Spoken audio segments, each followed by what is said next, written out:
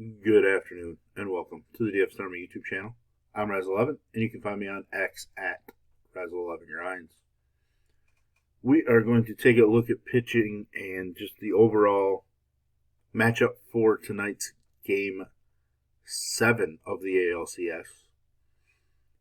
Win or go home for both teams. World Series trip on the line to face the Dodgers. What are the teams going to do?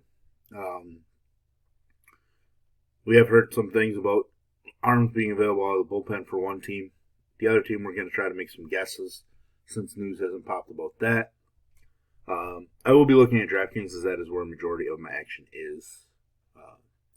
Obviously, on FanDuel, you aren't playing pitchers, but it still matters to kind of break down pitching to get an idea of which bats might have the most success in a particular matchup.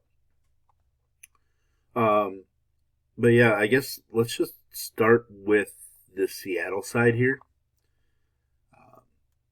Try to get an idea of what's going to go on. They are starting George Kirby.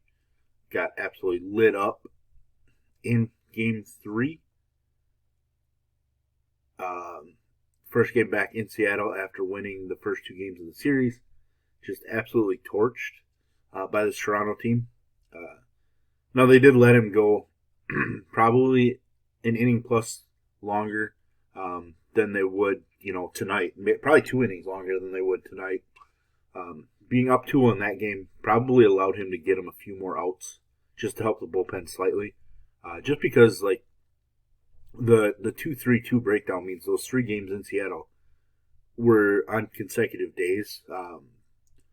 So, obviously, saving some of the bullpen arm probably helped out a little bit. But with that said, it's tough to be super confident in George Kirby in this spot.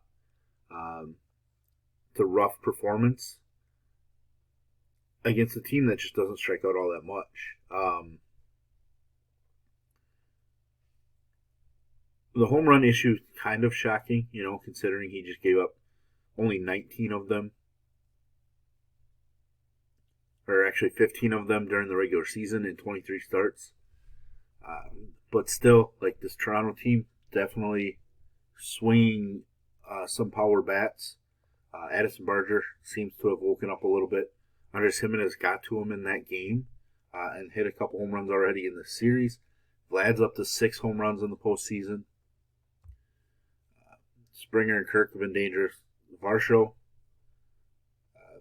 But yeah, it's interesting. Even Ernie Clement's gone deep in the series. As a team, they've hit 19 home runs in 10 games so far in the postseason. That being Toronto. Seattle's hit 18 in 11 games. The big difference here is when we look at strikeout numbers. Seattle struck out 120 times in those 11 games. Toronto Blue Jays in 10 games have struck out 58 times. Less than half in one fewer game. Big difference. So it is a tougher spot for George Kirby. Now, when we compare starting pitching, I think he's more talented than Bieber at this point, but that isn't the question. So what happens if Kirby struggles in the first couple innings? Seattle's not going to allow him to just keep going, through 4 innings again. What's going to go on? Rumors have already come out that it's Bryce Miller available in the bullpen. Pitching on just 2 days rest out of the bullpen, but he did only throw 56 pitches. So that's an option. And then Brian Wu, 2 days rest as well, just threw 28 pitches in his return from a pec injury. Wasn't super sharp by any means, but obviously the most talented guy of them, of the guys that would be available.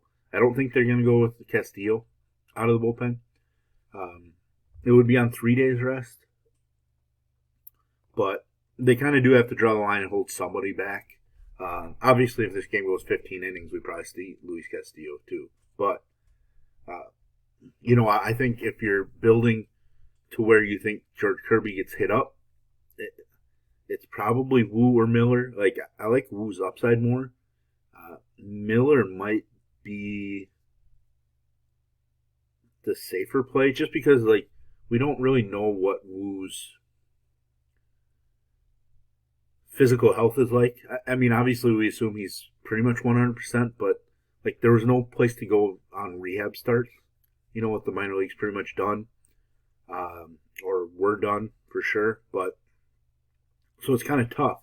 Now, with that being said, this would be his second appearance out of the bullpen. Might be a bit more comfortable. Might be a bit stronger overall. So we could see his stuff play up a little bit better, and maybe some strikeouts come too. So I think Woo is the guy that if I want to bank on Toronto getting to Kirby early, but then getting shut down, I think it's from Woo. You know, Woo providing 3 innings or so, 4 innings out of the bullpen. So then he becomes viable, just because like we legitimately could see both teams into their bullpen by the 4th inning in this game. When it comes to relief pitchers, it's the same guys I've been talking about all week, or all last week, I guess, for Seattle. They're plus side guys, so like in advantageous situations. So basically, if they're not getting blown out, Matt Brash to me, their highest upside strikeout guy. Bizzardo's been pretty solid, but he did just pitch 2 innings yesterday. Only 15 pitches, though. So he's probably available. He's kind of a little lower on my list for Seattle. Excuse me, you have Munoz, for sure, is their closer. I'm fairly, 95% confident that both Munoz and then Jeff Hoffman on the other side are going to see the mound in this game. Spire picked up the win the other day. He's one that I think has plenty of upside. He's a little bit more specialized, and they prefer to face, 2 left-handed batters with him in an inning. But he's the one that makes sense, a little bit more than Bizzardo does for me, but it's very close. But really, it's Brash and Munoz. If you think that Seattle gets blown out, it could be Vargas, Luke Jackson, guys just to finish it. But I just don't think that's a route I'm willing to take in my build. They need to, even if Kirby gets beat up early, and Wu comes in or Bryce Miller comes in and they struggle a little bit, like they have to stop the bleeding somehow and just give themselves a chance. They're not going to give up. So that's why we have to assume we just see only the best arms for each team out of the bullpen.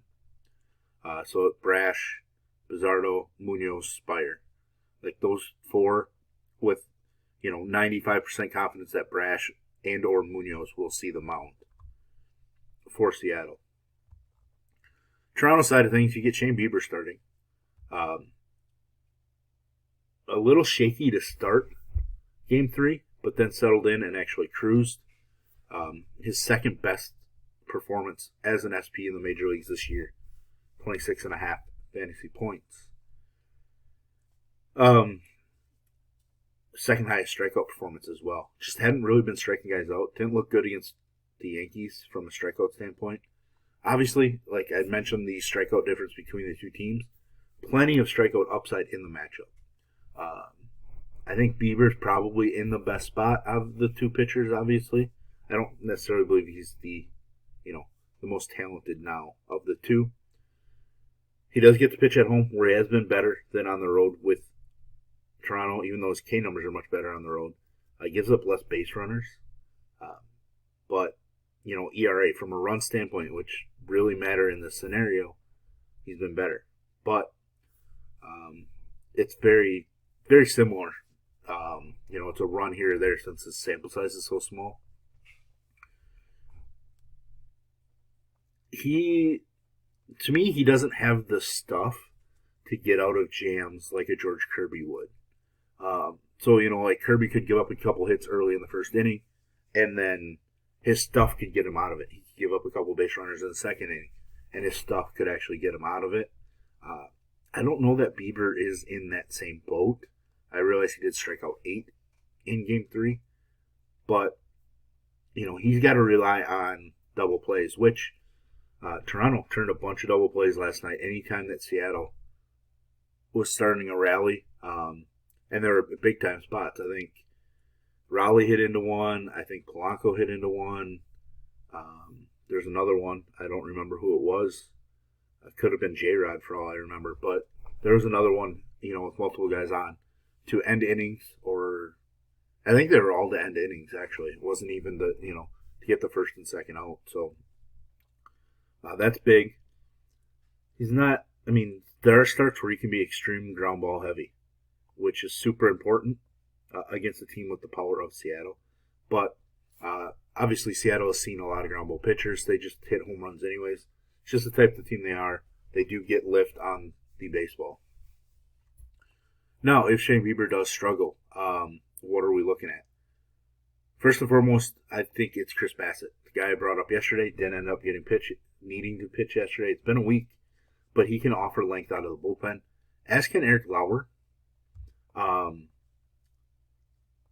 I think Bassett's probably the better option, but Lauer, I guess, is an option. I don't know that they would go to Scherzer on 3 days rest out of the bullpen. I think that's one that they might pass on. Obviously, Savage just pitched. There's some talks that maybe Gaussman could be available on 2 days rest. I don't know that they're going to go that route, but it is certainly possible. I'm hoping we get some sort of just discussion or announcement at some point today of guys that could be available. Right now, I really think it's the Bassett-Lauer combination, and I prefer Bassett just because I think he's better equipped to take on multiple innings against the Seattle lineup. But Lauer certainly could be viable. When it comes to the bullpen arm, I already talked about it. Jeff Hoffman for sure. I'm 95% sure Hoffman sees the mound. Their closing pitcher. He saw the 8th inning last night. Actually, did he pitch both the 8th and the 9th? He did. He pitched both innings. Struck out 4. He has 7 strikeouts in his 4 innings in the series. So, he did pitch when they lost this game here. So, I do think he's going to be available. That 35 pitches does worry me to where, I'm pretty sure it's just a 1 inning only. But backs against the wall, you just have to have your closer out there. Doesn't necessarily mean it's the 9th. If it's a close ball game in the 7th or 8th inning and it's a big spot, like J-Rod, Polanco, and Cal Raleigh or whatever, that grouping at the top with a couple guys on, he could be coming into the game to face that. So it is a highly volatile spot, but he's just one of those relief pitchers in this game that we can almost guarantee sees the mound. Yariel Rodriguez has really struggled in the postseason. I just don't think he's the guy for him. Louis Varland continues to get used. Used yesterday, 2 strikeouts of the 4 outs he picked up. Very similar to Brash in that I think Varland is going to see the mound for sure as well. There's 4 relievers, Brash, Munoz, Hoffman, and Varland, that I would bet a lot of money on seeing the mound tonight. Sir Anthony Dominguez has been there in tough spots. He just hasn't looked good in this series. Scored upon in 2 out of his 3 appearances. I just don't think he's there. Brendan Little, I like him, but he looked really rough the last time out, so it's tough for them to put some trust in him in that spot. Toronto could definitely go with a couple of their starting pitchers out of the bullpen for an inning to get through it, to be honest. Fluharty, a decent left-handed guy that could obviously see, a stretch in the bottom half of the lineup. But, yeah, for me, it's definitely Hoffman and Louis Varland. When it comes to bats, I don't have much longer to be able to talk. Cal Raleigh, Vlad is just doing amazing things. Springer. It's probably Josh Naylor, probably one of my favorite bats from a safe standpoint with upside the way he's swinging it right now. Adams and Barger's awoken a little bit. Lucas gets on base. Him and Clement, are pretty cash stapley in this showdown. But there we have it. There's our first look at the pitching. If you enjoy what I bring to you, please hit the like button, hit the subscribe button, turn the notification bell on. Get the alert anytime we drop videos here at DFS Army. If you want to join us, get access to our coaches, tools, sheets, Discord, etc. I will drop links in the description below. You can use promo code RAZ, that's R-A-Z, for 10% off monthly. Best of luck, everybody.